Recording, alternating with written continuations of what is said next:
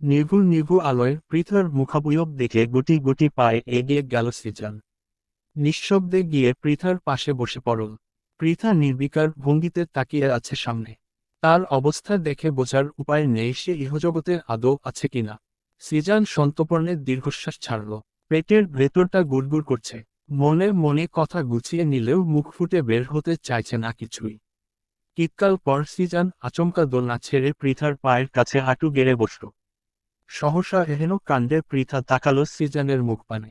ক্লান্তিহীন সে দৃষ্টি, নেত্রকোণ বেয়ে গড়িয়ে পড়ল দুফোঁটা নোনা জল। মৃদু আলোয় তা সৃজনের দর্শনেন্দ্রিয়ে ধরা পড়ল কিনা কে জানে। পৃথা নিরলস ভঙ্গিতে তাকিয়ে রইল।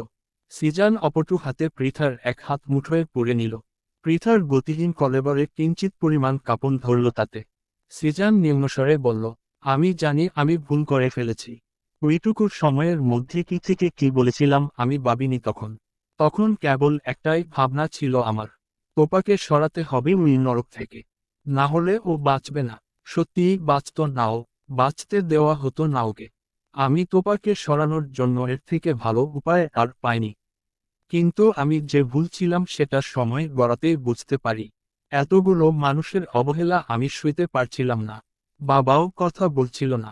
আর তুমি, তুমি কি বললে তোমাকে আমি নিলামে তুলে দেব? এতটাই জঘন্য আমি, এতটাই নিকৃষ্ট মনে করো আমাকে? আমি নিজের প্রাণ বিসর্জন দিয়ে দিতে পারি তোমাদের জন্য, তোমার জন্য। আর সেই তুমি বললে আমি তোমাকে নিলামে তুলে দেব। সেই মুহূর্তে আমার মরে যেতে ইচ্ছে করছিল জানো। কিন্তু আত্মহত্যা যে মহাপাপ, তাই চেয়েও পারিনি। কিন্তু ওই কথাটায় হৃদয় এতটাই আক্রান্ত হয়ে গিয়েছিল যে আর সামনে আসার সাহস পাইনি। কিন্তু তোপার অ্যাক্সিডেন্টের খবর শুনে আর থাকতে পারিনি দূরে সরে। যাই হোক আমি নিজের জন্য আর কোনো সাফাই দেব না। আমি জানতাম না তুমি এখানে আছো। পৃথা নিষ্পলক চেয়ে থেকেই মুখ খুলল। জানলে আসতে না, এসে কি লাভ? সেই তো মুখ ফিরিয়ে বসে আছো। পৃথা হাত ছাড়িয়ে শক্ত গলায় বলল, তাহলে চলে যাও। আঙ্কেলের সাথে যাওনি কেন? সত্যি চলে যাব। পৃথা কিছু বলল না। কিন্তু কিঞ্চিত সময় পার হতেই সৃজন ফোঁপানোর আওয়াজ শুনল। সেই সাথে পৃথার কেঁপে উঠাও অনুভব করতে পারল। পুনরায় পৃথার হাতের মুঠোয় চেপে ধরে বলল, এভাবে কাঁদিস না প্লিজ। আমার ভুলের জন্য এভাবে কাঁদলে আমি নিজেকে ক্ষমা করতে পারবো না। প্লিজ শান্ত হও। উদ্ধৃতি চিহ্ন। পৃথা তবুও ফুপিয়ে যাচ্ছে দেখে সৃজন পৃথার হাত ছেড়ে হাতে নিজের কান ধরে বলল, দেখ কান ধরছি ছোট বেলার মতো। এবার তো কান্না থামা। পৃথা নিচের দিকে তাকিয়ে আস্তে করে বলল, আমি আর ছোট নেই সৃজন ভাই। সৃজন ভ্রু কুঁচকে ফেলল। বলল, তাহলে কি বড় হয়ে গেছিস? পৃথা নাড়াল। সৃজন মৃদু হেসে বলল, তাহলে কি এখন বড় বড় আদর দিয়ে রাগ ভাঙাতে হবে? পৃথা আকস্মাৎ তাকালো সৃজনের দিকে। মৃদু আলোয় মুখটা আবছা দেখতে পেল। চোখ পিটপিট করে তাকিয়ে আছে সে তার দিকেই। পৃথা ওড়নার কোণ চেপে ধরে বসে রইল চুপচাপ। সৃজন পুনরায় বলল, কি রে বললি না তো? বড় বড় আদর দেওয়ার মতো বড় হয়েছিস। পৃথার কান লাল হয়ে গেছে বোধহয়। উঠে রুমে যাওয়ার জন্য পা বাড়াতেই সৃজন হাত টেনে বসিয়ে দিল নিজের সামনে। পৃথা হঠাৎ টানে তাল সামলাতে না পেরে টালমাটাল হয়ে পড়ে যেতে নিল। সৃজন এক হাতে পৃথাকে আগলে নিয়ে নিজের সামনে বসিয়ে দিল। দুজনেই ছাদের মেঝেতে বসে তাকিয়ে রইল একে অপরের দিকে। পৃথার দৃষ্টি ঝাপসা হয়ে এলো মুহূর্তেই। চোখের কার্নিশে জমা হলো বিন্দু বিন্দু নোনা জল। পৃথা অক্ষিপল্লব ঝাপটে ঝাপসা হওয়া দৃষ্টি স্বচ্ছ করার বৃথা চেষ্টা করল। চিলেকোঠা থেকে আসা আবছা আলোয় সৃজন স্পষ্ট দেখতে পেল পৃথার নেত্রকোণের মুক্তোর মতো ঝিকঝিক করা জলটুকু।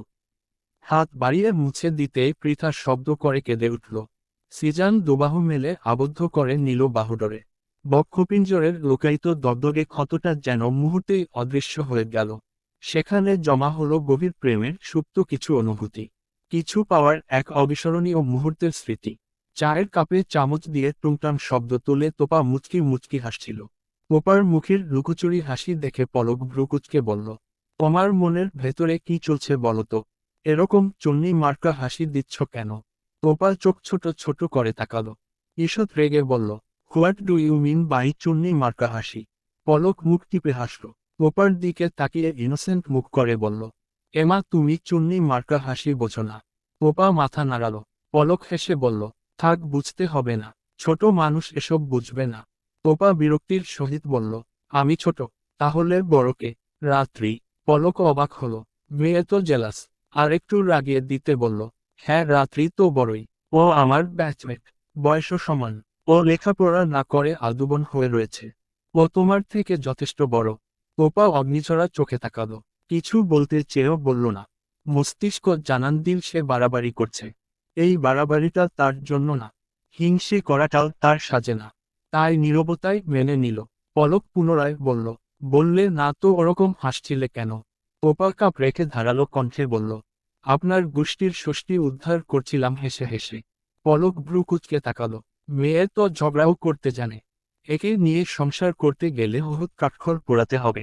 ভাবতে ভাবতে গালে হাত রেখে তোপার দিকে তাকালো। পরে মহাবিষ্ট হয়ে তাকিয়ে রইল প্রহরের পর প্রহর।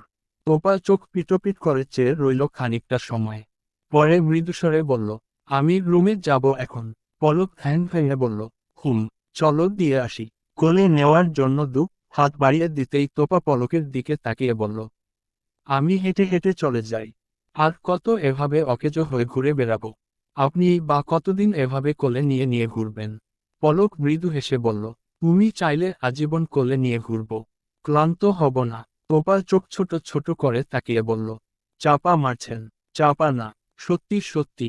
তুমি কি কখনোই আমার অনুভূতি বুঝবে না কৃষ্ণময়ী?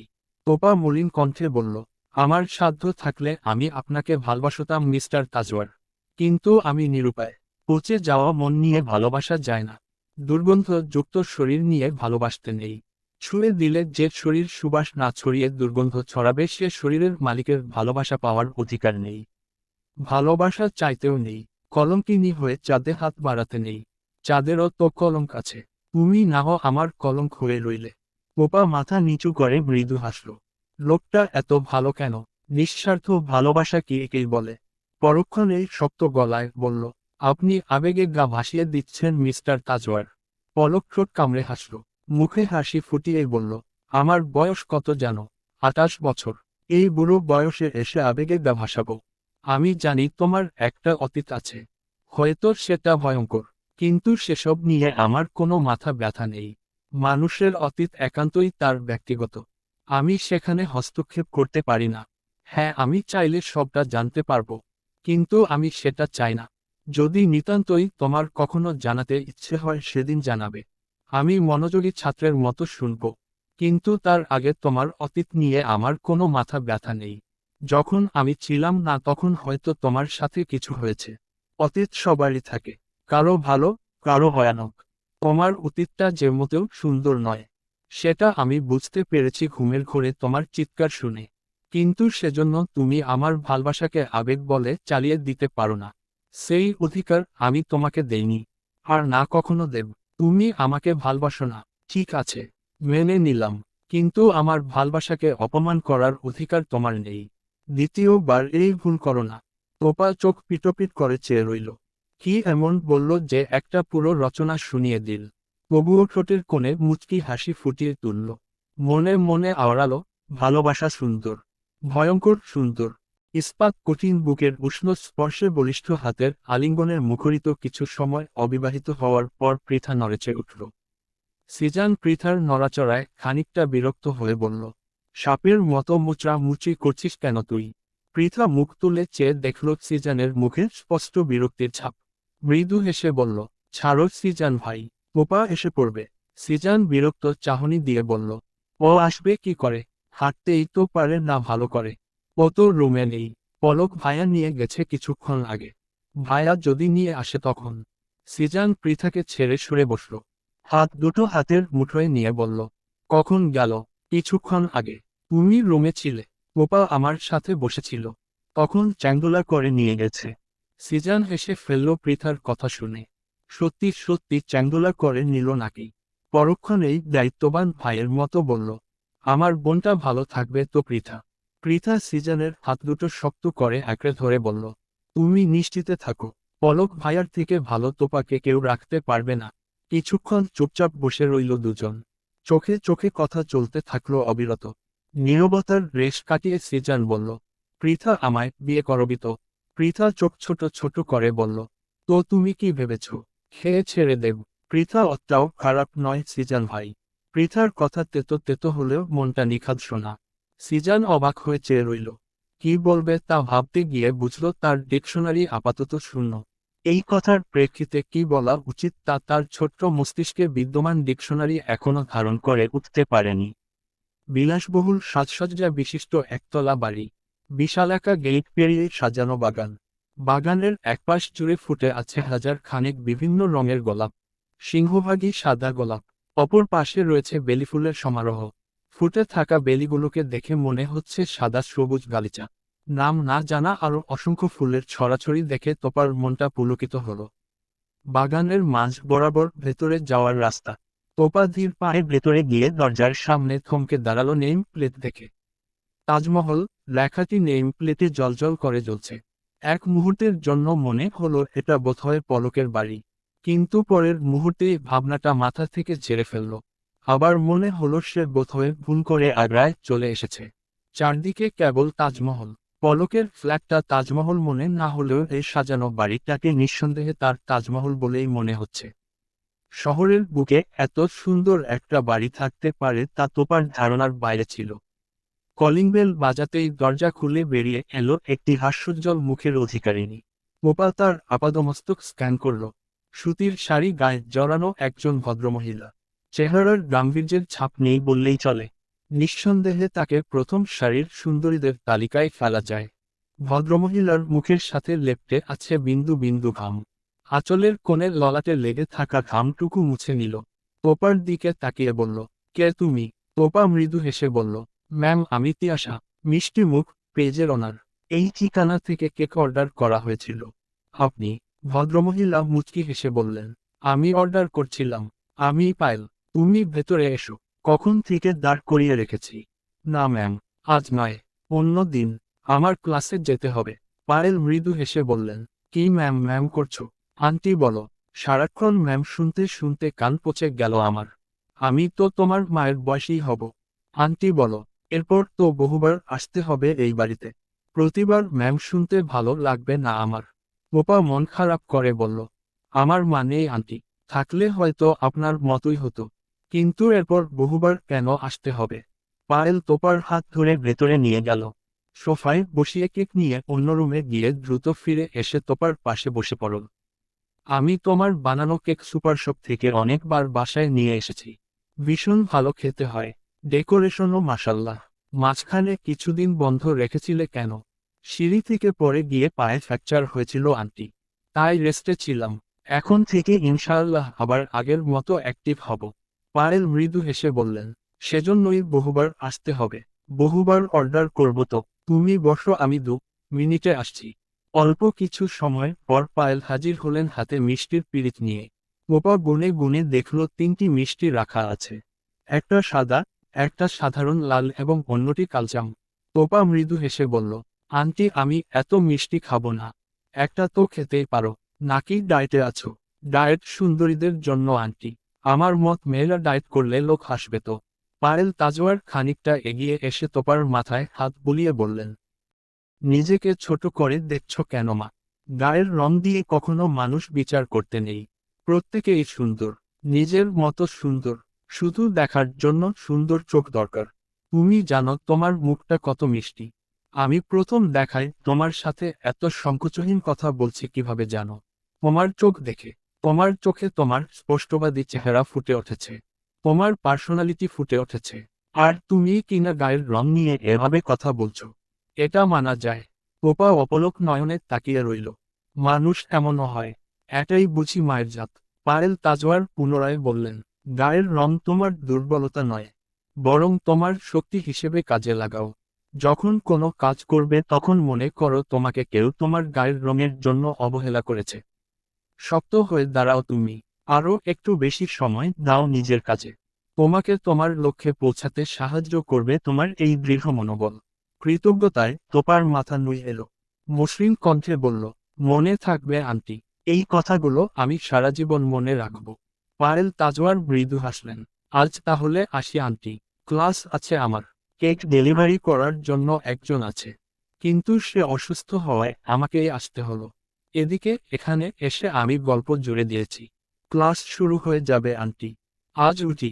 পায়েল তাজওয়ার মন খারাপ করে বললেন, একটু মিষ্টি তো খেয়ে যাও। বোপা কালজাম মিষ্টিটা খেল। চলে যাওয়ার জন্য পা বাড়াতেই পায়েল তাজওয়ারের চোখ চলে গেল তোপার বিনুনির দিকে। অবাক হওয়া কণ্ঠে বললেন, তিয়াশা, তোমার চুলগুলো তো মারাত্মক। ঘোমটাটা সরিয়ে দেখাবে প্লিজ। জানি অনধিকার চর্চা হয়ে যাচ্ছে, তবুও। উদ্ধৃতি চিহ্ন। তোপা মৃদু হেসে ঘোমটা সরিয়ে দিল। এগিয়ে দিতে দিতে পায়েল তাজওয়ার বললেন, আমার ছেলেটার লম্বা চুল ভীষণ পছন্দের জানো। আগে আমার চুলগুলো অনেক বড় ছিল। তোমার মতো সুন্দর না হলেও খারাপ ছিল না। ছেলেটা যতক্ষণ চুল খোলা পেত হাতে নিয়ে খেলা করত। তখন ওর মাত্র 7 বছর বয়স। বিনুনি করতে শিখে গিয়েছিল জানো। সারাক্ষণ বলতো, মা এসো চুল চিরুনি করে দেই, বিনুনি করে দেই। বলতো, মা তোমার চুলদের কি খেতে দাও, আমাকেও দাও। খেয়ে আমি আর আমার চুলও বড় হয়ে যায় তাড়াতাড়ি। আমি খুব করে হাসতাম তখন। ছোট্ট ছেলেটার কত তাড়া ছিল বড় হওয়ার। জানো, ওকে যখন জিজ্ঞেস করতাম বড় হয়ে সুন্দরী বউ বিয়ে করবে কিনা, ও বলতো যার চুল মায়ের চুলের সমান তাকে বিয়ে করবে। প্রতিদিন বলতো বড় চুলওয়ালা বউ কবে এনে দেবে মা। কি পাগল ছিল ছেলেটা। কিন্তু তারপর হঠাৎ আমি অসুস্থ হয়ে পড়ি।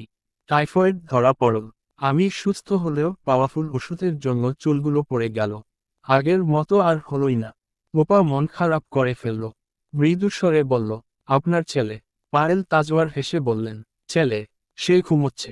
আজ অফিসে যাবে না বলে পড়ে পড়ে ঘুমোচ্ছে। তোমাকে গেট অবধি দিয়ে এসে ওকে ছাটা পেটা করে ঘুম থেকে তুলতে যাব। মানুষ স্কুল কলেজে চলে যাচ্ছে, ও ঘুম থেকেই উঠছে না। এই ছেলে বাড়িতে থাকলে আমিও ঠিক মতো কলেজে যেতে পারি না। পোপা খানিকটা অবাক হয়ে বলল, আপনি কলেজে? পায়েল তাজওয়ার ঠোঁটে মৃদু হাসি ফুটিয়ে তুলে বললেন, লেকচারার। জি। পায়েল তাজওয়ার শব্দ করে হাসলেন। পোপার অস্বস্তি দেখে বললেন, লেকচারার বলে কি মানই? মায়ের মতোও নই। পোপা মাথা নাড়িয়ে বলল, আপনি ভীষণ ভালো। একদম মায়ের মতো। মা মা ফিল করা যায় আপনার সান্নিধ্যে এলে। পায়েল তাজওয়ার হেসে তোপার মাথায় হাত বুলিয়ে বললেন, আবার এসো। আমি অপেক্ষা করব। উৎসবের রঙে সেজেছে তাজমহল। কোম্পানির নতুন ব্রাঞ্চ ওপেনিংয়ের জন্য ছোটখাটো একটা অনুষ্ঠানের আয়োজন করা হয়েছে তাজমহলে। অনুষ্ঠানের মধ্যমণি পলক তাজওয়ার নিকট আত্মীয় এবং পলকের কিছু বন্ধু বান্ধবীদের নিমন্ত্রণ করেছে। পলক হেঁটে হেঁটে সকলের খাওয়া দাওয়ার তদারকি করছিল। হঠাৎ দরজা ঠেলে রাত্রিকে ভেতরে আসতে দেখে ভ্রুকুচকে তাকালো। মনে মনে বলল, একে দাওয়াত করেছে কে? মায়ের কি আর কাজ নাই? রাত্রির পাশে সমান্তালে এগিয়ে আসা সুদর্শন পুরুষকে দেখে ভ্রুজড়ার মাছের ভাঁজগুলো দ্বিগুণ হল। রাত্রি পলকের সামনে এসে মুচকি হেসে বলল, পলক মিট মাই ফিয়ন্সের রাজীব শিকদার। আর রাজীব ও আমার ফ্রেন্ড পলক তাজওয়ার। পলক হাঁ করে চেয়ে রইল রাত্রির দিকে। রাত্রি ভ্রু উঁচিয়ে কিছু ইশারা করল। তা দেখে পলক রাজীবের বাড়ানো হাতে হাত মিলিয়ে পরিচয়ের পর্ব সেরে নিল। পলক প্রায় আধ ঘন্টা যাবৎ অপেক্ষা করছে রাত্রির সাথে একা কথা বলার জন্য। কিন্তু রাজীবের জন্য পারছে না। কারণ পলকের ভাষায় সে সারাক্ষণ রাত্রির সাথে চিপকে আছে। অবশেষে থাকতে না পেরে রাজীবের সামনে গিয়ে বলল, রাত্রির সাথে আমার কিছু কথা আছে। কিছু মনে না করলে আমি 5 মিনিটের জন্য ওকে বাইরে নিয়ে যেতে পারি।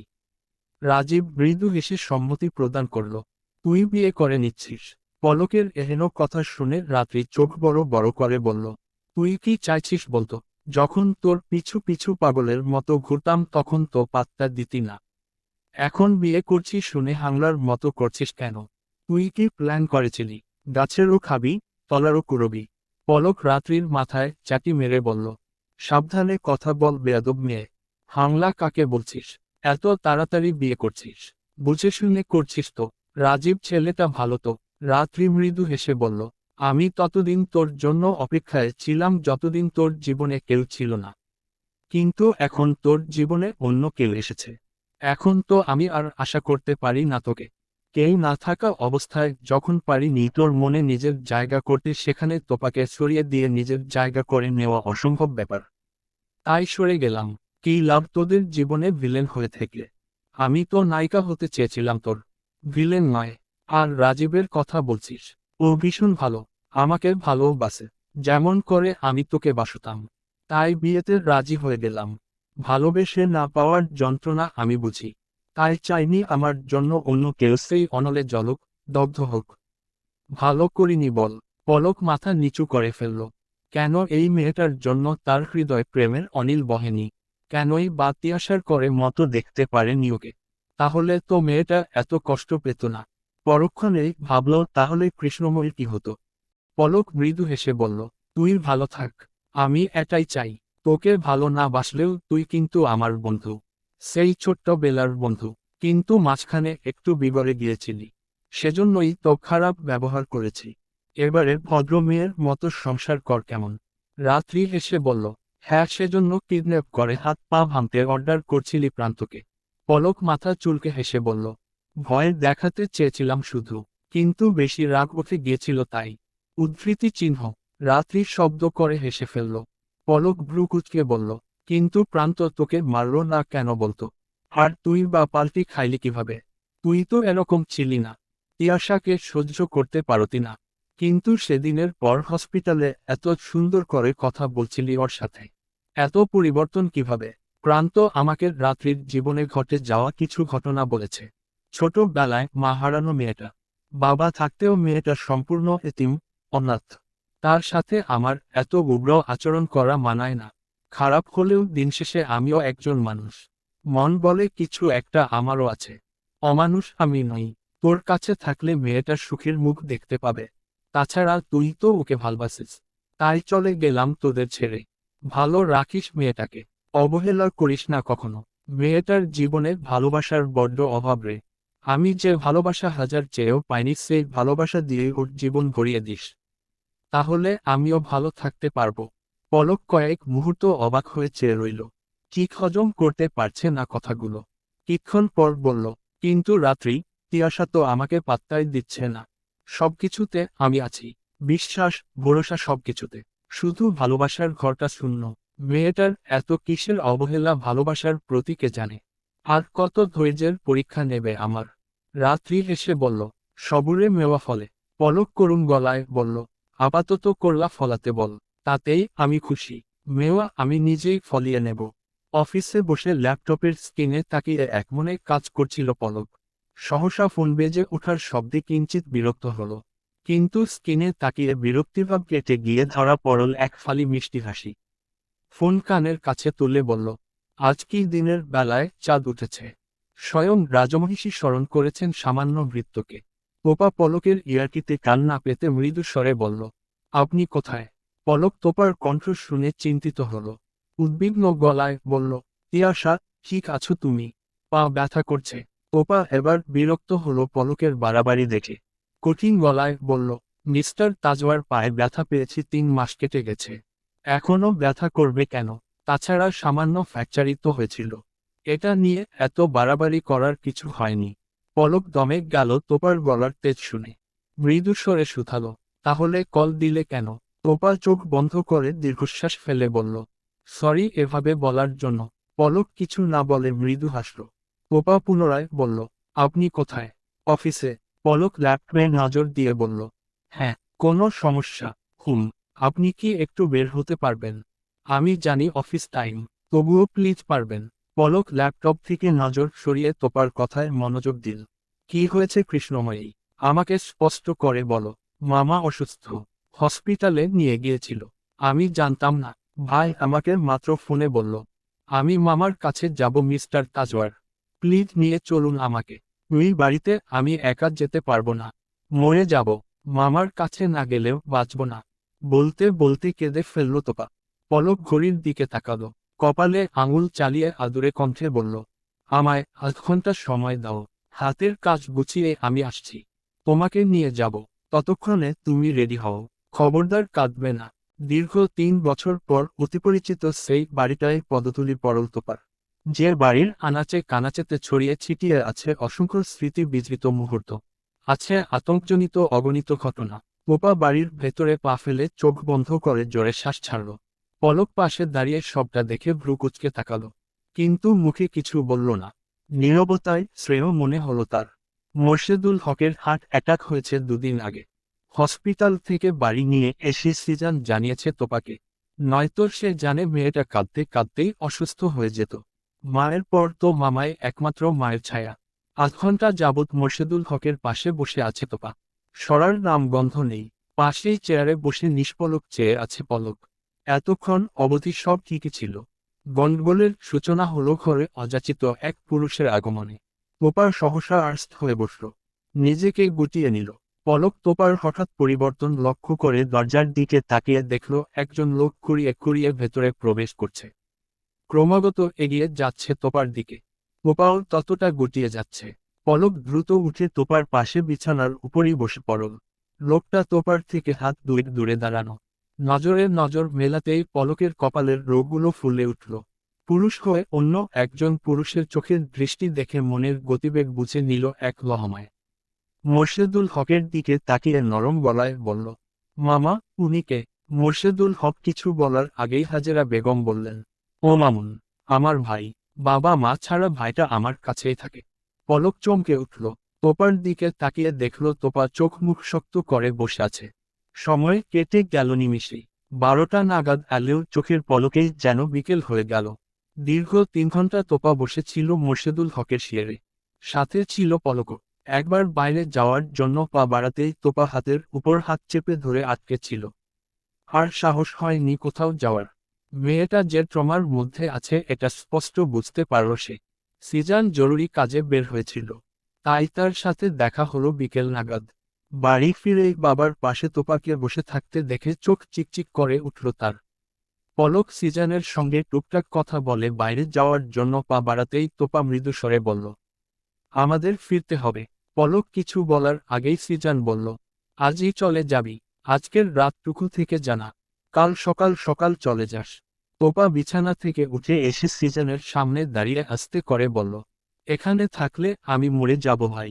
এ বাড়িতে পা ফেলার পর থেকে মনে হচ্ছে আমি হাঁপানি রোগী। রাত হলে আর অক্সিজেন পাব না। বাঁচতে হলে এই ধ্বংসাত্মক পরিবেশ থেকে বের হতে হবে, নইলে মরণ নিশ্চিত। পলক ভ্রু কুঁচকে তাকালো। সিজান আর কিছু বলল না। হাজেরা বেগম এগিয়ে এসে বললেন, সিজান খেতে আয় ওদের নিয়ে। সিজান তাকাতেই তোপা গম্ভীর কণ্ঠে বলল, আমার গলা দিয়ে এবাড়ির এক ফোঁটা পানিও নামবে না। উনাকে নিয়ে যা, উনি বাড়ির অতিথি। পলক অবাক হলো তোপার গাম্ভীর্য দেখে। সিজান বলা সত্ত্বেও পলক গেল না। তার কৃষ্ণময়ীর গলা দিয়ে না নামা খাবার তার গলাধকরণ হবে কি করে। ঝুপড়ি ঘরের তালা খুলে ভেতরে প্রবেশ করল সিজান। পিছু পিছু তোপা ও পলক। তোপা ভেতরে ঢুকে অবাক হলো। ঠিক 3 বছর আগের মতোই রয়েছে। কেবল বিছানার উপর ছড়ানো ছিটানো জামাগুলোর অস্তিত্ব পেল না। ভাঙাচোরা টেবিলের উপর এখনো তার গোছানো বইগুলো রয়েছে। কেবল ধুলোর স্ক্রুপ পড়েছে কয়েক ধাপে। তোপা এক হাত ধুলোপ্রা বইগুলোর উপর বুলিয়ে দিল। সিজান গলা পরিষ্কার করে বলল, সেদিনের পর এই ঘরে আর কেউ আসেনি। বলতে পারিস আমি আসতে দেইনি। তুই চলে যাওয়ার পরের দিন আমিও চলে গিয়েছিলাম। কিন্তু যাওয়ার আগে তোর বিছানার উপর ছড়ানো ছিটানো জামাগুলো আগুনে পুড়িয়ে ঘরে তালাবদ্ধ করে দিয়েছিলাম। সেই তালা আজ খোলা হলো। তোপা মৃদু হাসল, কিছু বলল না। পলক কেবল নীরব দর্শক। সব দেখছে শুনছে কিন্তু কিছুই বুঝতে পারছে না। শুধু আন্দাজ করতে পারছে ভয়ঙ্কর কিছুর আভাস। আলাপচারিতার শেষে পলক সিজানের সাথে বেরিয়ে গেল কয়েক মিনিটের জন্য। হাত মুখ ধোয়ার জন্য তোপাকে বলেই বেরিয়েছে পলক। টিউবওয়েলের কাছে গিয়ে সিজান পলকের দিকে তাকিয়ে বলল, ভাইয়া কিছু কথা বলার ছিল আপনাকে। পলক মৃদু হেসে বলল, তিয়াশার অতীতের ব্যাপারে। সিজান মাথা নেড়ে সায় জানালো, সেটা তিয়াশা যদি কখনো বলতে চায় তবেই শুনব। ওর মুখ থেকে। অন্য কারো থেকে ওর ব্যাপারে কিছু শুনতে চায় না। হোক সেটা অতীত, বর্তমান, ভবিষ্যৎ। তোপা বিছানায় বসে ঘরের আনাচকানাচে নজর বুলাচ্ছিল। এই তো সেদিন মা মারা যাওয়ার পর ঠাঁই হলো তার এই ছোট্ট কুটিরে। রাতের পর রাত কেটেছে এখানে ঘাপটি মেরে শুয়ে থাকে। রাতের আধারে চাঁদের আলোই ছিল এঘরের মৃদু আলোর একমাত্র উৎস। কৃত্রিম কোনো আলোর ব্যবস্থা তার জন্য বরাদ্দ ছিল না। জীবনটাও হঠাৎ হয়ে গেল সেই রাতগুলোর মতো তিমিরে আচ্ছাদিত। কারো উপস্থিতি টের পেয়ে চোখ তুলে তাকালো তোপা। চোখের পাতায় ভেসে উঠল সেদিনের সেই দানবীয় মুখটা।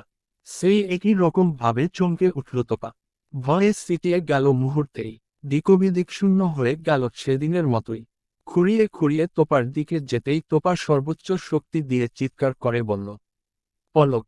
শ্রবণেন্দ্রিয়ে তোপার শব্দ পৌঁছতে পলক দ্রুত পায়ে এগিয়ে গেল তোপার ছোট্ট কুটিরে। সিজানো দৌড়ে গেল পিছু পিছু। হাঁটো করে খোলা দরজা দিয়ে প্রবেশ করে দেখল তোপার থেকে হাত দুই দূরত্ব বজায় রেখে দাঁড়িয়ে আছে মামুন। তোপা নিজের জায়গায় দাঁড়িয়ে থরথর করে কাঁপছে। পলক তোপার সামনে গিয়ে দুবাহু ধরে বলল, তিয়াশা, কি হয়েছে? এভাবে ডাকলে কেন? ঠিক আছো তুমি? তোপা কিছু না বলে ফুপিয়ে উঠল। পলক দিকবিদিকশূন্য হয়ে তোপার মুখ দু হাতে আগলে নিয়ে বলল, শান্ত হয়ে যাও, আমি চলে এসেছি তো কিচ্ছু হবে না। দেখ আমাকে, একটা ফুলের টোকাও পড়তে দেব না আর তোমার শরীরে। একবার তাকাও। তোপা পলকের দিকে তাকিয়ে কান্না থামানোর চেষ্টা করে বলল, আমাকে এখান থেকে নিয়ে চলুন। পলক অবাক হয়ে তাকালো। এক মুহূর্তে কি এমন হলো? এতক্ষণ তো দিব্যি ছিল মেয়েটা। পরক্ষণেই তোপার হাত নিজের মুঠোয় আবদ্ধ করে বলল, আমরা এক্ষুনি ফিরব। আগে তুমি শান্ত হও। মামার কাছে যেতে হবে তো। মামা তোমাকে কাঁদতে দেখলে আরো অসুস্থ হয়ে পড়বে। আগে নিজেকে সামলে নাও। উদ্ধৃতি চিহ্ন। সিজান মামুনের দিকে তাকিয়ে কঠিন গলায় বলল, আপনি কোন সাহসে এই ঘরে পা ফেলেছেন? এটা আপনার বোনের সাম্রাজ্য নয়। এটা আমার বোনের ছোট্ট কুটির। এখানে প্রবেশাধিকার আপনাকে দেওয়া হয়নি। বেরিয়ে যান এক্ষুনি। আমাকে চটাবেন না, নইলে পরিণাম ভালো হবে না। না আপনার জন্য আর না আপনার বোনের। তাই সময় থাকতে আমার চোখের সামনে থেকে দূর হন। আর কখনো যেন এই ঘরের ত্রিসীমানায় না দেখি। দেখলে এই ঘরেই দাফন করে দেব। সন্ধ্যা নেমেছে অনেকক্ষণ হলো। ধরণীর বুকে নেমে এসেছে রাতের আধার। আকাশে এক ফালি চাঁদের মিষ্টি আলো ছড়িয়ে ছিটিয়ে আছে পৃথিবী জুড়ে। তাজমহলের সামনে এসে পলক তালা খুলতে ব্যস্ত হলো। তোপা মৃদু স্বরে বলল, খাবার নিয়ে অপেক্ষা করব। কিছুক্ষণ পরে চিলেকোঠায় গেলে চিরকৃতজ্ঞ হব। আমি যখন ক্লাস 3-তে পড়ি তখন আমার মা মারা যায়। বয়স কতই আর হবে 9 বা 10 বছর। একদিন স্কুলে ক্লাসে বসেছিলাম। হঠাৎ স্যার এসে বললেন, বাড়ি যেতে হবে আমার। সবাই নাকি অপেক্ষা করছে আমার। স্যার বাড়ি আসার সময় অনেক কিছু বোঝালেন আমাকে। মানুষ মরণশীল। সবাইকে একদিন চলে যেতে হবে ইত্যাদি ইত্যাদি। তখন কিছু বুঝতে পারিনি। কিন্তু বাড়ির সামনে এসে দেখতে পেলাম মানুষের ঢল নেমেছে যেন। কেউ আসছে, কেউ বা আবার ফিরে যাচ্ছে। তখন আমার ঠিক কি হলো জানি না। ব্যাগ ফেলেই ছুটে চলে গেলাম ভেতরে। উঠোনের মাঝখানে খাটিয়ার উপর শোয়ানো ছিল আমার মায়ের নিথর দেহ। কিন্তু আমি স্কুলে যাওয়ার সময়ও আমার মা আমাকে তৈরি করে দিয়েছে। আদর করে দিয়েছে। অনেকটা রাস্তা এগিয়েও দিয়ে এসেছে। অথচ স্কুল থেকে ফিরে পেলাম আমার মায়ের নিথর দেহ। আমি আজও জানি না আমার সুস্থ সবল মা কয়েক ঘন্টার ব্যবধানে লাশ কি করে হয়ে গেল। লোকে বলে হার্ট অ্যাটাক হয়েছে। কিন্তু আমি বিশ্বাস করি না। করতে পারি না। আমার বিশ্বাস আমার মাকে ওই লোকটা মেরে ফেলেছে। চাঁদের আলোয় আবছা দেখতে পেল তোপার মুখশ্রী। মেয়েটা আকাশের দিকে তাকিয়ে আছে। মুখাবয়ব দেখতে পেলেও কৃষ্ণবরণ মুখখানার বিষাদগ্রস্ত রূপটা দেখতে পেল না পলক। হয়তো সে দেখাতে চাইছে না। তাই তো রুমে পর্যাপ্ত আলো থাকা সত্ত্বেও কথা বলার জন্য বেছে নিয়েছে অন্ধকারাচ্ছন্ন ছাদটা। পলক মৃদু স্বরে বলল, কোন লোকটা? তোপা কঠিন গলায় বলল, আমার জন্মদাতা। পলক চমকাল। নিজের কানকে বিশ্বাস হলো না তার। এজন্যই কি ভালোবাসার উপর এত অনীহা তার। মায়ের মৃত্যুর মাসখানেকের মাথায়ই তার নতুন স্ত্রী ঘরে এলো। যেখানে আমার মায়ের সাথে তার বনিবনা হতো না বললেই চলে। সেখানে তার নতুন স্ত্রীর কথায় সে উঠত, বসত। খেতে বললে খেত, না বললে না খেয়ে থাকত। নতুন বিয়ের সাথে সাথে তার মেরুদণ্ড যেন নেতিয়ে গিয়েছিল। অথচ আমার মায়ের বেলায় তিনি ছিলেন পুরুষ সিংহ। যাই হোক, সেটা তার একান্তই ব্যক্তিগত ব্যাপার। স্ত্রীকে ভালোবাসার অধিকার সবারই আছে। শুধু আমার মায়ের বেলায় সেই ঘরটা ছিল ভালোবাসা শূন্য। তাদের নতুন সংসারে আমি ছিলাম আগাছা। যাকে উপরে না ফেলা অবধি শান্তি মিলছিল না সংসারে। বকাবকি থেকে শুরু করে গায়ে হাত তোলা ছিল নিত্যদিনের ব্যাপার। আমার জন্মদাতা সেটা দেখেও দেখতেন না। আমি যেন অদৃশ্য ছিলাম তার কাছে। মা থাকাকালীনও তিনি খুব ভালোবাসতেন আমাকে, তেমনটা কিন্তু নয়। তবে বোকা বা মারা কোনোটা করতেন না। তার দাঙ্গা ছিল কেবল মায়ের সাথে। কিন্তু মা মারা যাওয়ার পর নতুন স্ত্রীর কথায় তিনি আমাকে দুটো চড় মেরেছিলেন। সেদিন আমি খুব ভালো করে বুঝতে পেরেছিলাম সত্যি আর আমার মা নেই। নেই কোনো আপনজন। মাস 3 চলল এভাবেই। মার খেয়ে দিন কাটাচ্ছিলাম। খাবার জুটলে জুটত, নয়তো অনাহারে অর্ধাহারে চলে যেত। একদিন সেই লোকটার কাছে তার নতুন বউয়ের নামে নালিশ করেছিলাম, আমায় বইগুলো ছিঁড়ে ফেলার কারণে। সেটাই কাল হলো। মেরে ঘর থেকে বের করে দিল। ছোট্ট শরীরটা রক্তাক্ত করে দিল। আচ্ছা বাবারা কি এমন হয়? আপনার বাবা এমন। পলক নির্বিকার ভঙ্গিতে তাকালো। শক্তপোক্ত মনের অধিকারী পলক তাজওয়ারের আজ কান্না পাচ্ছে। মেয়েটা সহ্য করেছে কিভাবে?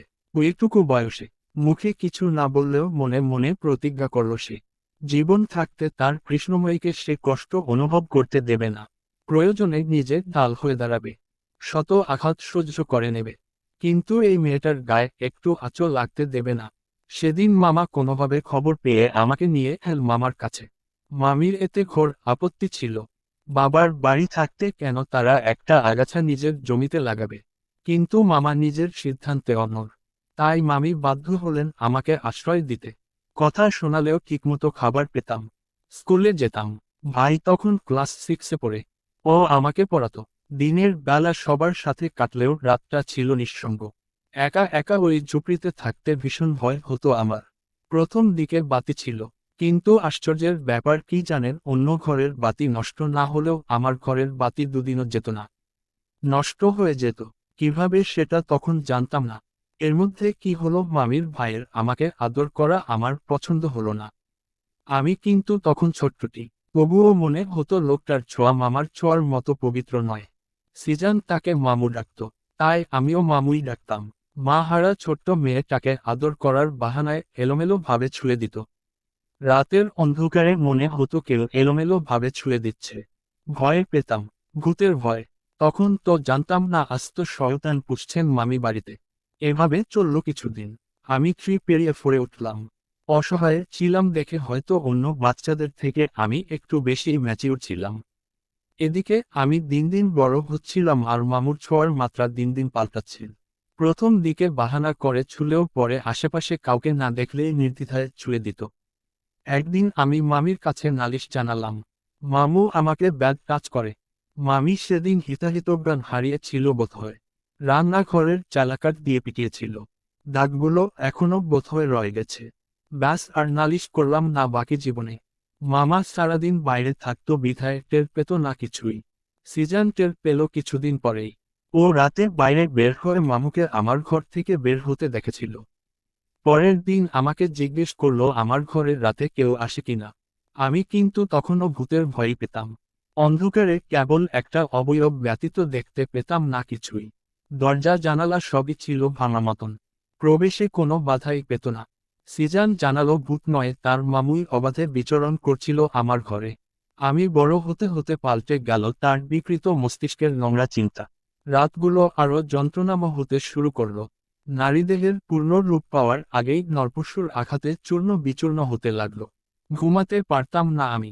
একদিন সহ্য করতে না পেরে শুধু বলেছিলাম আমাকে ব্যাড টাচ করো না মামু।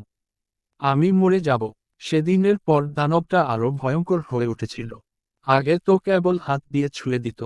কিন্তু সেদিনের পর আঘাত করতে শুরু করলো। তখন আমি ক্লাস 5-এ। সিজান ভাইকে বলেছিলাম আমি মরে যাব। ভাই আমাকে একটা লাঠি আর ডাইনি দিয়েছিল। আসলেই যাতে আঘাত করি। এরপর কিছুদিন শান্তিতে ছিলাম।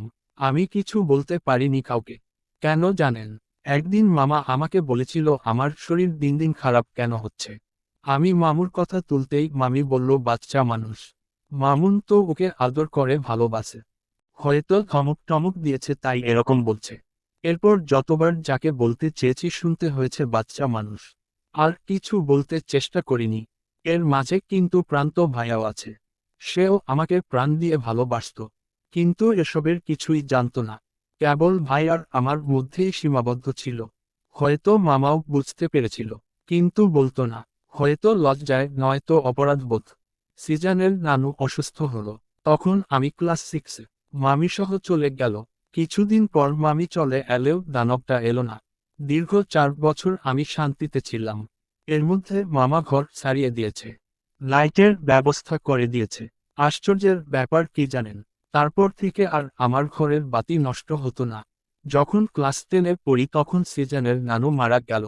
কিছুদিন পর দানবটা আবার হাজির হলো। কিন্তু রাতের অবাধ বিচরণে বাধা হলো শক্তপোক্ত দরজা জানালা। আমি আবার ভয় পেতে শুরু করলাম। সামনে পরীক্ষা, কিন্তু পড়ালেখা করার মনোবল পেতাম না। হ্যাঁ, তখন কিন্তু আমি আর ছোট্টটি নেই। পরিপূর্ণ নারী। হয়তো স্বয়ংসম্পূর্ণ নই। কিন্তু একজন নারী ছিলাম। এর মধ্যে সৃজন কোনোভাবে ভাইয়াকে জানিয়েছিল ব্যাপারগুলো, কিন্তু আমি জানতাম না। এরপর এলো এক ভয়াবহ দিন। মামা, মামি, সৃজন কোথাও গিয়েছিল। আমি স্কুল থেকে ফিরে ঘরে যেতেই দেখি মামু আমার ঘরে, আমার বিছানায়। আমি ঘরে যেতেই নিজের বিকৃত কার্য সম্পাদনের জন্য ঝাঁপিয়ে পড়ল আমার উপর। বলতে বলতে হাঁপিয়ে উঠল তোপা। পলক নির্বিকার, নির্নিমেষ তাকিয়ে আছে তোপার দিকে। তোপা পুনরায় কিছু বলার আগে পলক মলিন কণ্ঠে বলল, আমি আর কিছু শুনতে চাই না, প্লিজ চুপ করো। তোপা তাচ্ছিল্য হেসে বলল, কেন খেলনা ধরে যাচ্ছে আমার উপর। পলক দু কদম এগিয়ে তোপার মুখোমুখি দাঁড়ালো। মুখটা দুঃখ হাতে আগলে নিয়ে চোখে চোখ রেখে বলল, আমার ভালোবাসা এতটাও ঠুনকো নয় কৃষ্ণময়ী, পালকের মতো হালকাও নয়, যে একটা ঝড়ো হাওয়া তা উড়িয়ে নিয়ে যাওয়ার ক্ষমতা রাখে। সেদিনই হয়তো আমি নিজের সর্বস্ব হারিয়ে ফেলতাম, কিন্তু নতুন প্রাণ সঞ্চার করল ভায়া। ঝড়ের বেগে কোথা থেকে এসে যেন বাঁচিয়ে নিল, কিন্তু কলঙ্ক থেকে বাঁচাতে পারল না। শুধু আমি নই, কলঙ্ক গিয়ে পড়ল ভায়ার গায়েও। সিজান ভাইও সেদিন বিরুদ্ধবাদী হলো। অবশ্য পরে জানিয়েছে কেন ওরকম ব্যবহার করেছিল। আপনিও তো ছিলেন ওখানে। তারপর সেদিনই চলে এলাম আন্টির কাছে। তারপর এসএসসি, এইচএসসি দিলাম হোস্টেল থেকে। ভার্সিটিতে গিয়ে তো আপনার সাথেই দেখা হলো প্রথম দিন। আমাদের বাচ্চা হলে আমরা প্রথমে মামা ডাক শেখাবো কেমন। প্রান্ত আর সিজানের জন্য। পোপা পলকের শান্ত কণ্ঠে এরকম কথা শুনে বিস্মিত হলো। আপনার ঘেন্না লাগছে না? পলক মৃদু স্বরে বলল, ঘৃণা করার কি যুক্তিযুক্ত কারণ ছিল? আমার শরীরে এক ফোঁটা জায়গাও নেই নোংরা স্পর্শবিহীন, যেটুকু আমি আপনাকে দিতে পারি। হয়তো ধর্ষিত হইনি, কিন্তু মোলেস্ট হয়েছি বারবার, বহুবার। মনটা তো এখনো অধরায় রয়ে গেছে। সেটুকুই দাও। নারীদেহ কেবল ব্যবহার করার জন্য নয় তিয়াসা। একবার কেউ ছুলে আর তাকে ভালোবাসা যাবে না এমনটাও নয়। তবে কেন তোমার এত দ্বিধা? তুমি কি ভাবছো আমিও অন্য 5টা পুরুষের মতো বউকে অবহেলা করব? তোপা কিছু বলল না, কেবল দীর্ঘশ্বাস ছাড়ল। এই একটা দীর্ঘশ্বাসেই রয়েছে হাজারো না বলা কথা। পলক গম্ভীর পুরুষালী কণ্ঠ খাদে নামিয়ে আদুরে কণ্ঠে বলল, আমায় একবার জড়িয়ে ধরবে কৃষ্ণময়ী। তোপা কিঞ্চিত সময় নিল ভাবার জন্য। পরক্ষণেই পলকের বাড়িয়ে দেওয়া হাতের বাঁধনে বাঁধা পড়ল। দু হাতে আঁকড়ে ধরল পলকের পিঠ। নিবিড় থেকে আরো নিবিড়ভাবে। একটা সূচো গলার মতো ফাঁক ফুকরও রইল না। এক প্রহর, দুপ্রহর কাটল নিভৃতে। কিছুক্ষণ পর প্রথমে নীরবে, তারপর ফুপিয়ে, অতঃপর গগনবিদারী চিৎকারের রূপ নিল তোপার ভেতরের দলা পাকিয়ে আসা কান্নাগুলো। এতদিনের জমিয়ে রাখা কষ্টগুলো। পলক বাহুডোরে তার প্রিয় কৃষ্ণময়ীকে জড়িয়ে কঠিন একটা প্রতিজ্ঞা করে ফেলল। যে জীবনের সুখের মুক্তি আশা দেখেনি, সেই এক জীবনকেই সুখের চাদরে মুড়িয়ে দেবে পলক তাজওয়ার। এই মুহূর্তে থেকে তোমার জীবন বদলে যাবে। কাল থেকে তুমি বাঁচবে নতুন ভাবে, নতুন পরিচয়। আগে ছিলে ভালোবাসা, কাল থেকে তার সাথে যোগ হবে দায়িত্ব।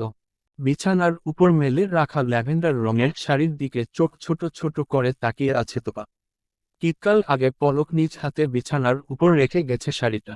সাথে করা গলায় বলে গেছে 3টার মধ্যে রেডি থাকতে। ভুলেও যেন 3:30 না বাজে। 3টা মানে 3টায়। শাড়িটা ব্যাগে মোড়ানো ছিল।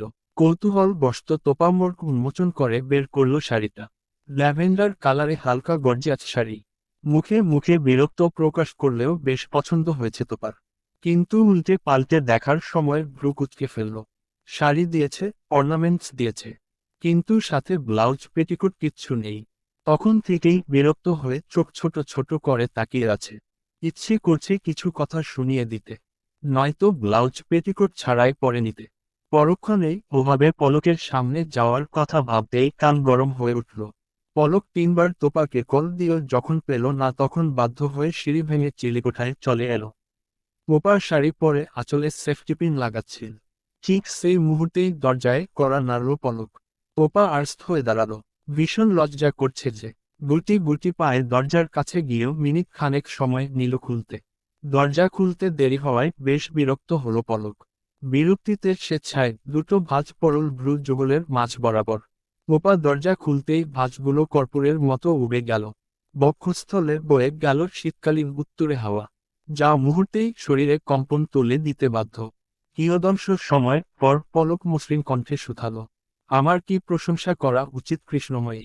তোপা মৃদু হেসে বলল, প্রশংসার যোগ্য মনে হচ্ছে। পলক ঠোঁট কামড়ে হাসল। বুকের বাপাশে হাত রেখে বলল, এখানে ছুঁয়ে দেখ একবার। ঘন্টায় 180 কিলোমিটার বেগে ঝড় বইছে। গোপা ব্রু কুচকাল, পর মুহূর্তেই ফিক করে হেসে ফেলল। আমরা কোথায় যাচ্ছি এত সেজেগুজে? পলক বাইকে বসে হেলমেট লাগানো বাদ দিয়ে তোপার দিকে তাকিয়ে বলল, সেজেগুজে মানে? সাজলে কোথায় তুমি? এটাকে সাজা বলে? শুধু শাড়ি আর একটু গহনা, চুলগুলো খোপা করে আটকে ফেলেছ, এটাকে সাজগোজ বলে? আপনি তো এর থেকেও কম দিয়েছিলেন। পলক ভ্রু কুঁচকে বলল, মানে? শুধু শাড়ি এনেই বললেন রেডি হয়ে নিতে, কিন্তু শাড়ির সাথে যে গহনা বাদেও আরো কিছু লাগে সেটা জানতেন না। সময় ছিল বলে আমি কিনে নিতে পেরেছি, যদি সময় না থাকতো তাহলে? পলক মাথা চুলকে হেসে ফেলল, চোখে দুষ্টুমি ফুটিয়ে তুলে বলল, ওভাবেই পড়তে। চোখের বালি সিনেমার মতো, ঐশ্বরিয়া রায় যেভাবে পড়েছিল সেভাবে। তোপা চোখ বড় বড় করে বলল, আপনি যে ভীষণ নির্লজ্জ সেটা জানেন? পলক ঠোঁটের কোণে কিঞ্চিত হাসি ফুটিয়ে তুলে বলল, পৃথিবীর সব পুরুষই একজনের কাছে নির্লজ্জ হয়। কাজী অফিসের সামনে এসে বাইক থামালো পলক। তোপা আশেপাশে তাকিয়ে বলল, আমরা এখানে কেন এলাম মিস্টার তাজওয়ার? পলক তোপাকে তাড়া দিয়ে বলল, আগে নামো, তারপর বলছি। তোপার হাত ধরে নিয়ে যাওয়ার সময়ও বারবার জিজ্ঞেস করলো কেন এসেছে এখানে, কিন্তু পলক সরাসরি কিছু বলল না, কেবল বলল, আগে ভেতরে চলো, তারপর বুঝতে পারবে। ভেতরে গিয়ে তোপার নজর পড়ল সিজান, প্রান্ত, পৃথা ও অচেনা 3জন মানুষের উপর। পলক কিছু বলার আগেই পৃথাকে জড়িয়ে ধরল তোপা। ভাইদের সাথেও আলাপচারিতা শেষে পলকের দিকে তাকিয়ে বলল, এখন তো বলুন কেন নিয়ে এলেন এখানে? পলক বিনা সংকোচে বলল, বিয়ে করব। গোপা ভ্রু কুঁচকে তাকিয়ে বলল, কাকে? যাকে ভালোবাসি। গোপা চমকে উঠল, খানিকটা সময় নিল নিজেকে ধাতস্থ করতে। প্রান্ত আর সিজান তোপার পাশে এসে দাঁড়ালো। প্রান্ত মৃদু স্বরে বলল, বিয়ে তো একদিন করতেই হবে। পলক চাইছে আজই বিয়েটা সেরে নিতে। তুই আর অমত করিস না বোন। তোপা কুটিং গলায় বলল, উনি চাইলো আর তোমরা চলে এলে। একবার আমাকে জিজ্ঞেস করার প্রয়োজন মনে করলে না? এভাবে বিয়ে হয় না ভায়া। ও তোকে খুব ভালো রাখবে বোন। এজন্যই আমরাও চাইছি তোরা বিয়ে করে আমাদের একটু নিশ্চিন্তে নিঃশ্বাস নিতে দে। তোর মামার কোথাও ভাব, সেও তো কন্যাদায়গ্রস্ত পিতার মতো হয়ে গেছে। তার কত চিন্তা তোকে নিয়ে, সেটা কি তুই বুঝিস না? তাকেও তো তার দায়িত্ব থেকে মুক্তি দিতে হবে, তাই না?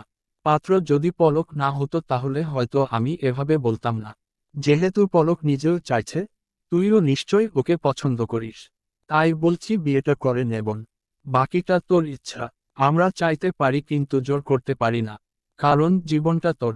সিজান কিছু বলতে চাইলে তোপা পলকের দিকে তাকিয়ে বলল, আমার আপনাকে কিছু বলার আছে। আলাদা কথা বলার ব্যবস্থা করুন। আপনি যা করছেন ভেবে করছেন, পরে এটা নিয়ে আফসোস করবেন না তো। সময় আছে, এখনো ভাবুন। পলক ঠোঁটের কোণে মৃদু হাসি ফুটিয়ে বলল, পলক তাজওয়ার না ভেবে কোনো কাজ করে না। এটা তো জীবনের প্রশ্ন। সারা রাত ভেবেছি, নিজের মনকে জিজ্ঞেস করেছি বারবার। প্রতিবার একটাই উত্তর এসেছে, এই মেয়েটাকে যে কোনো মূল্যে আমার বক্ষ পিঞ্জিরায় আবদ্ধ করতেই হবে, নয়তো আমার মরণ নিশ্চিত। তোপা একটু সময় ভাবল, কিন্তু মামা, যে মানুষটার জন্য আমি বেঁচে আছি এখনো, তাকে ছাড়া কিভাবে বিয়ে করব আমি? তাছাড়া আপনার তো বাবা মা আছে, তারাই বা কিভাবে নেবেন ব্যাপারটা? আপনি তাদের জানিয়েছেন? মামার থেকে অনুমতি নিয়েছি আমি। বাবা মাকে আমি ঠিক সামলে নেব। আগে তোমাকে আমার নামে দলিল করে নেই, তারপর সব দিক ঠিক করে ফেলব। গোপা মাথা নিচু করে মৃদুস্বরে বলল, আমার আরো কিছু বলার আছে। পলক ভ্রু উঁচিয়ে বোঝালো, আর কি বলার আছে? গোপা হাতে শাড়ির আঁচল পেঁচাতে পেঁচাতে বলল, আপনি তো কাল শুনলেন সবকিছু। আমাকে বিয়ের পর স্বাভাবিক হওয়ার পর্যাপ্ত সময় দিতে হবে। আপনাকে আমার ভাল লাগে, বিশ্বাস, ভরসা দুটোই করি। অবচেতনে হয়তো ভালোবাসি, কিন্তু মিস্টার তাজওয়ার আমি বিয়ের পরের স্বামী স্ত্রীর একান্ত ব্যক্তিগত সম্পর্কের জন্য প্রিপেয়ার্ড নই। জানি না সবটা মেনে নিতে কতদিন লাগবে। ছোটবেলার সেই ট্রমা থেকে এখনো বের হতে পারিনি আমি, সেটা আপনি খুব ভালো করেই জানেন। এতটুকু বলে সামান্য থেমে দম নিল তোপা। এক কথায়, আপনার ছোঁয়া সহ্য করার জন্য যথেষ্ট সময় দিতে হবে আমাকে। শেষের কথাগুলো চোখ বন্ধ করে এক নিঃশ্বাসে গড়গড় করে বলল। পলক মৃদু হেসে বলল, আমার তোমাকে চাইতে আসা, দিন শেষে যেন বলতে পারি এই মেয়েটা আমার বউ, আমার অর্ধাঙ্গিনী। ছোঁয়াছুঁয়ির ব্যাপারটা আমার উপর ছেড়ে দাও। তোপা চোখ তুলে পলকের দিকে তাকালো।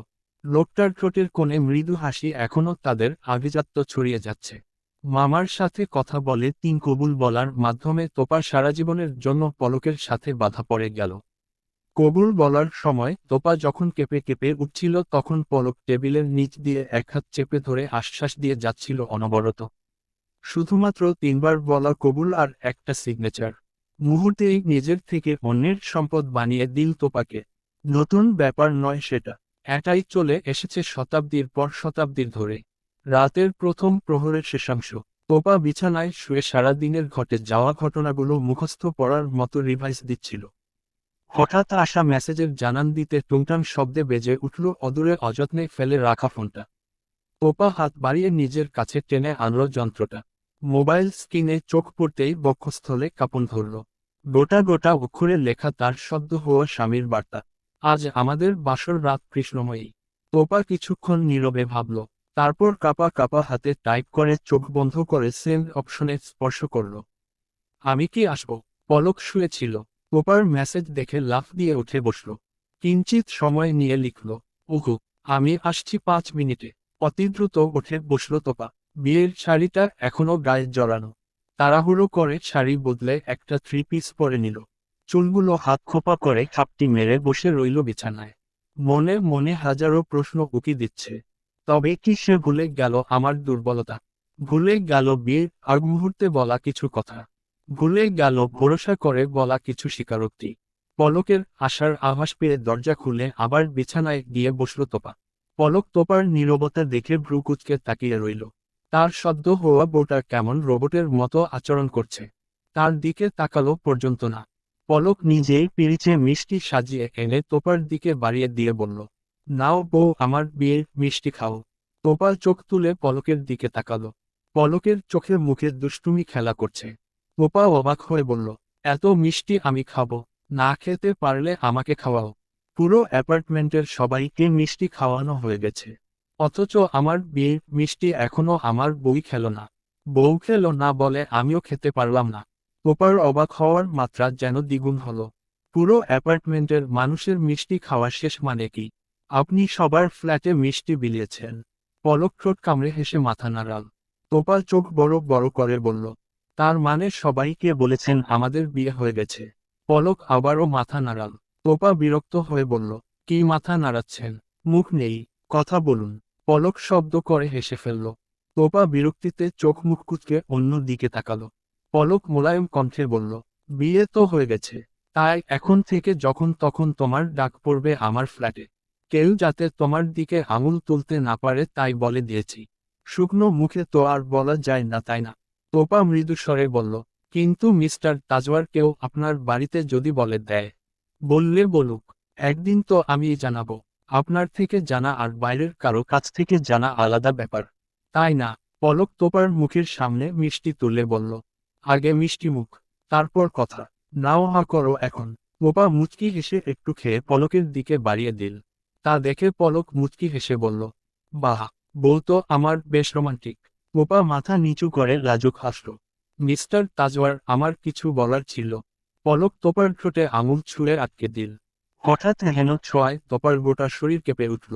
শুকনো মুখে ডোক গিলে আবার কিছু বলার চেষ্টা করতে পলক ফিসফিস করে বলল, এবার কি অন্যভাবে আটকাতে হবে? তোপা ভ্রু কুঁচকে প্রশ্নবোধক চাহনিতে তাকাতেই পলক ঠোঁট কামড়ে হেসে বলল, এভাবে তাকিয়ে না বউ, বুকে বড্ড লাগে। তোপা ঈষৎ রেগে বলল, আপনি বড্ড নাটুকে হয়ে যাচ্ছেন দিন দিন। যাই হই দিন শেষে তোমারই। এভাবেই সহ্য করে নাও। তোপা মাথা নিচু করে ফেলল। মুখে কিছু বলতে পারল না, অথচ বুকের ভেতর তোলপাড় হয়ে যাচ্ছে। অনুভূতিরা উচ্চস্বরে বলছে, এভাবেই চাই আপনাকে। এই মুহূর্তে, প্রতি মুহূর্তে, আজন্মকাল। পকেট হাতড়ে ছোট্ট একটা লাল রঙের বক্স বের করে তোপার দিকে বাড়িয়ে দিল পলক। তোপা বক্সের দিকে ইশারা করে বলল, কি আছে ভেতরে? পলক মসৃণ কণ্ঠে বলল, নসপিন। তোপা অবাক হলো। ঠোঁটের কোণে ফুটে উঠল সূক্ষ্ম হাসির রেখা। পলক মন খারাপ করে বলল, আমি তো তেমন কিছুই দিতে পারলাম না আজ। আপাতত এটুকুই নাও। যেদিন পুরো পৃথিবীতে জানিয়ে বউ বানিয়ে নিয়ে যাব সেদিন তোমায় অলংকারে মুড়িয়ে দেব। তোপার ঠোঁটের কোণের সূক্ষ্ম রেখাটা রূপ পেল প্রশস্ত হাসিতে। অমলিন হেসে পলকের চোখে চোখ রেখে বলল, মেয়েদের সবচেয়ে বড় অলংকার তার স্বামী, স্বামীর ভালোবাসা। আমার তো সবটাই আছে, আর কিছু লাগবে না। যেটুকুনি আছে এটুকু দিয়ে আমি সর্বোচ্চ সুখীর কাতারে নিজের নাম লেখাতে পারবো। এটা আমার বিশ্বাস। পলকের হৃদ মাঝারের তপ্ত মরুভূমিতে এক পশলা বৃষ্টির ছোঁয়া পেল যেন। কণ্ঠ নিঃসৃত কয়েকটা শব্দ এতটা প্রশান্তি এনে দেওয়ার ক্ষমতা রাখে নাকি তার কৃষ্ণময়ীর কণ্ঠনালী থেকে নিঃসৃত হয়েছে বলে এত প্রশান্তি। বক্স থেকে শুভ্র পাথরে চিপচিপ করতে থাকা নাকফুলটা বের করে ঘুরিয়ে ঘুরিয়ে দেখল তোপা। কিঞ্চিত সময়ের পর পলকের দিকে তাকালো। এতক্ষণ সময় নিয়ে দেখার জন্য পলকের মনে হলো তোপার বুঝি পছন্দ হয়নি। তাই কিছু বলতে চাইল, কিন্তু তার আগেই তোপা পলকের সব ভাবনাকে মারিয়ে দিয়ে বলল, আপনি পুড়িয়ে দিন।